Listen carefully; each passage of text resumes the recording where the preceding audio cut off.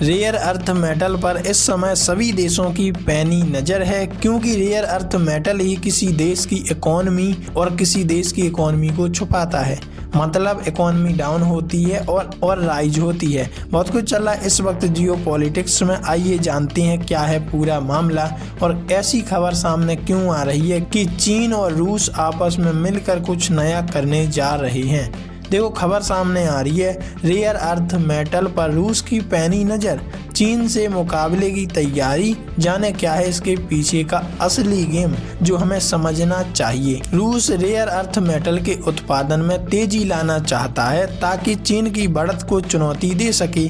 Putin ने 1 दिसंबर तक नया रोड मैप बनाने का आदेश दिया, लेकिन वैश्विक बाजार में अब कई चुनौतियां बनी हुई हैं। रूसी राष्ट्रपति व्लादिमीर पुतिन ने अपने अधिकारियों को आदेश दिया है कि 1 दिसंबर 2025 तक एक ऐसी नीति तैयार की जाए जिससे रूस रेयर अर्थ मेटल के उत्पादन में आत्मनिर्भर बन सके। यह योजना रूस की अर्थव्यवस्था को नई दिशा देने के साथ साथ उसे दुनिया की तकनीकी ताकतों में शामिल करने की कोशिश है। रेयर अर्थ मेटल का इस्तेमाल इलेक्ट्रिक वाहनों, सोलर पैनलों, पवन टरबाइन, स्मार्टफोन और रक्षा उपकरणों में किया जाता है। जो देश इन संसाधनों पर नियंत्रण रखेगा वही आने वाली समय की तकनीकी और औद्योगिक दौड़ में सबसे आगे होगा। संयुक्त राज्य भूवैज्ञानिक सर्वेक्षण की रिपोर्ट के अनुसार दुनिया में लगभग 11 crore ton rare earth metal है। इसमें चीन सबसे आगे है, जबकि रूस लगभग 38 लाख टन के भंडार के साथ 5वें स्थान पर है।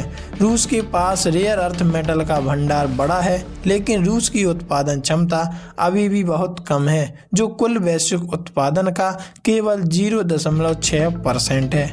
चीन का दबदबा और अमेरिका की चुनौती। चीन इन धातुओं का सबसे बड़ा उत्पादक है और दुनिया के करीब 70% उत्पादन पर उसका नियंत्रण है। साल 2025 में चीन ने अमेरिका के खिलाफ निर्यात पर अस्थायी रोक लगाई थी, जिससे अमेरिकी उद्योगों में हड़कंप मच गया। इसके बाद में शी जिनपिंग और डोनाल्ड ट्रंप की बातचीत के बाद यह रोक अस्थायी रूप से हटा ली गई। अब अमेरिका नए साझेदारों की तलाश में है ताकि उसकी तकनीकी सप्लाई पर चीन की पकड़ कम हो सके। रूस की नई रणनीति। रूस के पास अब 2 रास्ते हैं, या तो वह चीन के साथ मिलकर खनिजों को प्रोसेस कर निर्यात बढ़ाए या फिर अमेरिका और यूरोपीय देशों से निवेश आकर्षित कर नए खनन प्रोजेक्ट शुरू करे।